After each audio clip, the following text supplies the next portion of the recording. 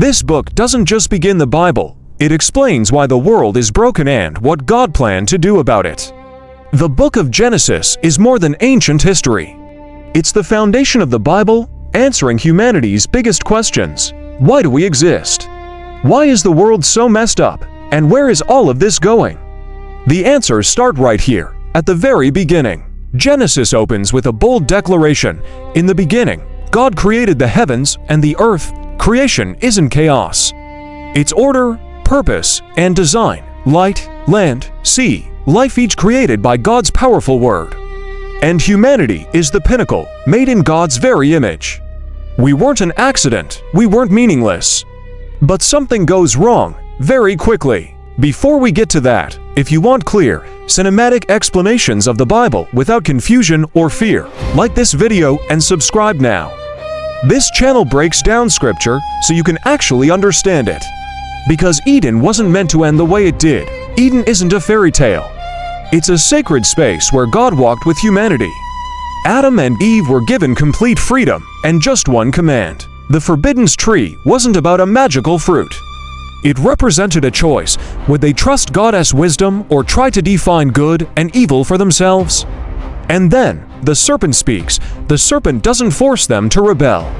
He just plants a seed of doubt. Did God really say? That one question was enough. Humanity chose autonomy over trust, and the result wasn't just disobedience, it was a deep, painful separation.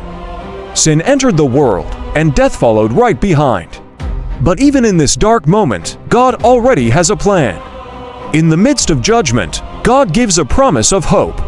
He declares that evil will not win, that the serpent's head will one day be crushed. This is the first glimpse of redemption, a rescue plan announced at humanity's lowest point. And that plan unfolds through generations. As humanity spreads across the earth, so does violence and corruption. The world spirals out of control until God brings judgment through a great flood. But He doesn't destroy everything. He shows mercy, preserving a remnant of life through Noah and the ark. But even after the flood, humanity doesn't change. At the Tower of Babel, people unite again, but not to honor God. They build a tower to make a name for themselves, seeking power and control. God scatters the nations, not just as punishment, but to limit their collective capacity for destruction.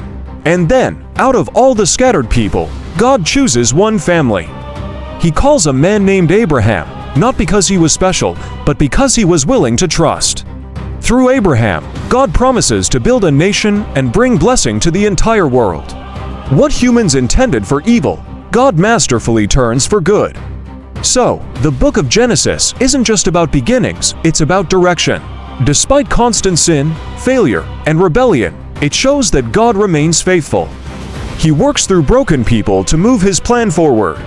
Genesis sets the stage for everything that follows Exodus, the prophets, and ultimately, the arrival of Jesus Christ.